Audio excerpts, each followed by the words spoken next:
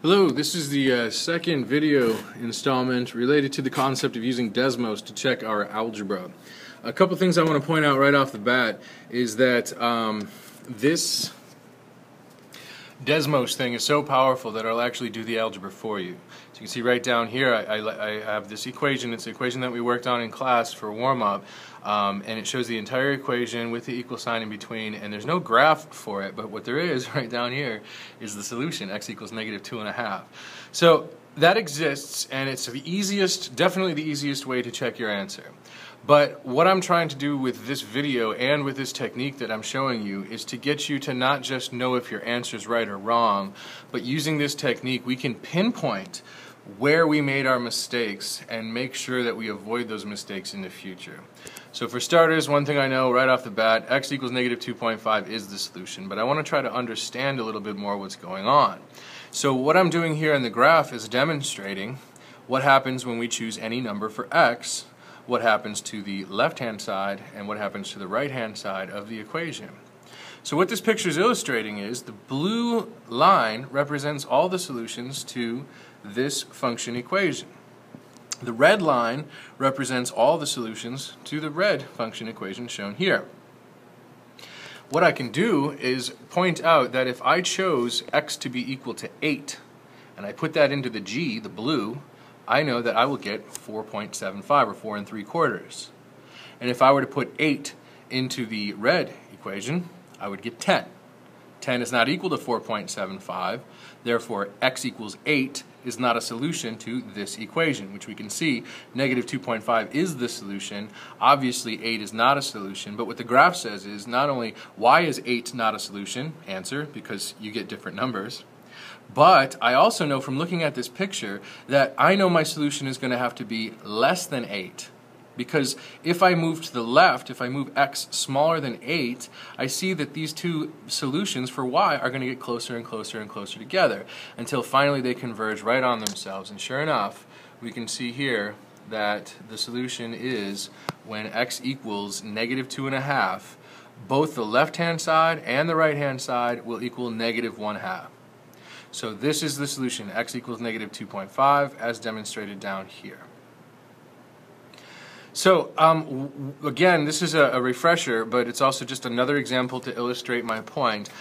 Is when we're doing the algebra, we should check this work, especially on in the initial steps when everything's getting started. Because if you make a mistake early on, it's really hard to catch that mistake, and this will enable us to do that.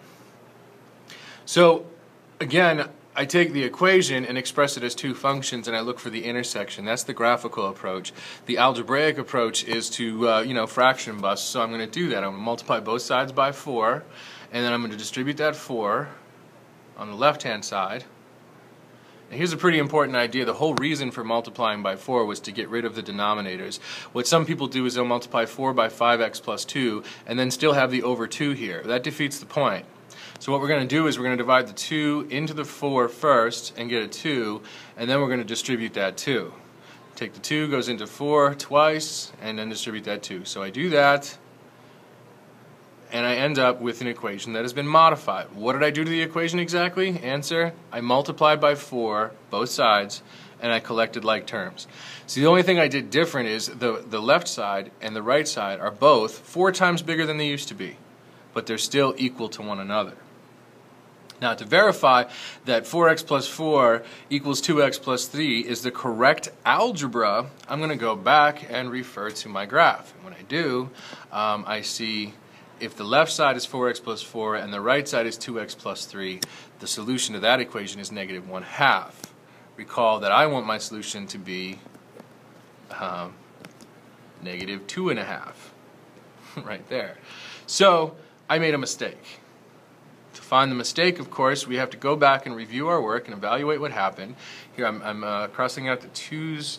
What I did, just like I did last time, I forgot to distribute the 2 properly. This is 5x plus 4, sorry, 10x plus 4, not 10x plus 2. And so I need to change those.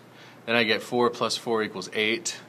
The rest of this is just Algebra 1 stuff. I'm going to, in this case, subtract 2x from both sides, and then subtract 8 from both sides, and then divide by 2, and sure enough I get x equals -2 1/2. So I just make sure then that I go to the Desmos and that I check to see that I'm getting the solution that I want. And it says right here when x is negative 2.5 that y equals negative 2. So at least it's the x is consistent. The x is what I want it to be, negative 2.5, and it's consistent here. So basically the whole point of this entire activity is not just to see if you got the right answer, but to teach you how you could diagnose and find your own mistakes. It's oftentimes difficult for students to catch their mistakes, but using this method you'll make you a little bit easier to zero in on where did the mistake occur. Because as soon as I find a series of equations that don't intersect when x equals negative 2.5, that means I made a mistake at that step in my algebra. So please, there's a handout that I gave you in class. It's also available on the website. Practice solving those equations using this technique. If you just do the equations the old-fashioned way and you're not using Desmos, you're missing the point. So I want to make sure that everybody knows how to use this tool because it's a valuable, very, very valuable tool. So that's it. You guys have yourselves a great day or night or whatever it is you're having, and we'll talk to you soon.